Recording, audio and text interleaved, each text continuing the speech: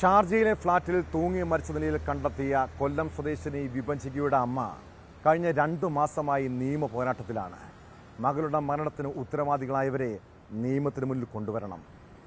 ഭർത്താവ് നിതീഷാണ് മരണത്തിന് ഉത്തരവാദിയെന്ന് തെളിവുകൾ സഹിതം പുറത്തു വന്നിട്ടും പോലീസ് എന്ത് നടപടിയാണ് സ്വീകരിച്ചത്?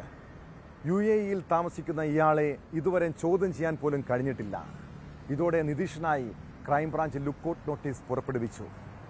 1.5 വയസ്സുള്ള മകളെ കൊലപ്പെടുത്തി വിഭജിക ജീവനൊടുക്കിയത് ഭർത്താവിൻ്റെ ക്രൂരമായ പീഡനം കാരണമെന്നാണ് പരാതി.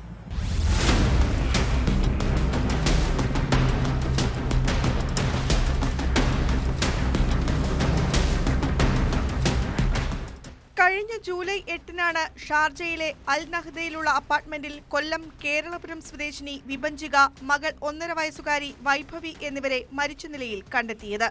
വിഭജികയുടേത് തൂങ്ങി മരണമാണെന്നും വൈഭവി ശ്വാസം മുട്ടി മരിച്ചെന്നുമാണ് ഷാർജയിലെ ഫോറൻസിക് റിപ്പോർട്ടിൽ പറയുന്നത്.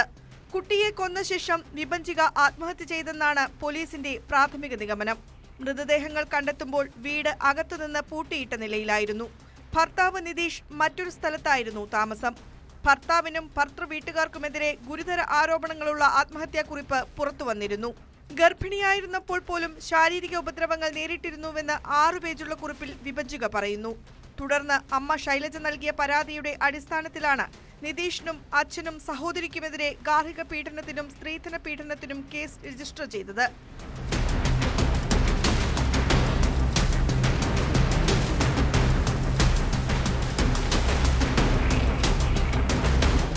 കുട്ടിയുടെ മൃതദേഹം നാട്ടിലേക്ക് കൊണ്ടുപോകണമെന്ന് വിഭജികയുടെ കുടുംബം ആഗ്രഹിച്ചപ്പോൾ ദുബായിൽ തന്നെ സംസ്കരിക്കണമെന്ന് നിതീഷ് നിലപാടെടുക്കുകയും അവിടെ സംസ്കരിക്കുകയും ചെയ്തു.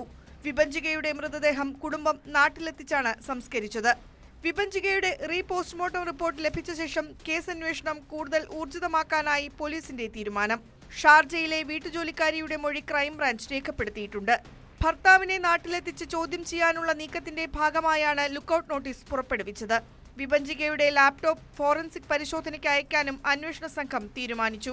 ഫേസ്ബുക്കിൽ ഇവർ എഴുതിയ കുറിപ്പിന്റെ ഒറിജിനൽ പതിപ്പ് ലാപ്ടോപ്പിൽ ഉണ്ടോയെന്നും പോലീസ് പരിശോധിക്കുന്നുണ്ട്. സ്വകാര്യ കമ്പനിയിൽ ഉദ്യോഗസ്ഥനായ നിതീഷ് ഇപ്പോഴും UAEയിൽ തന്നെയാണുള്ളത്.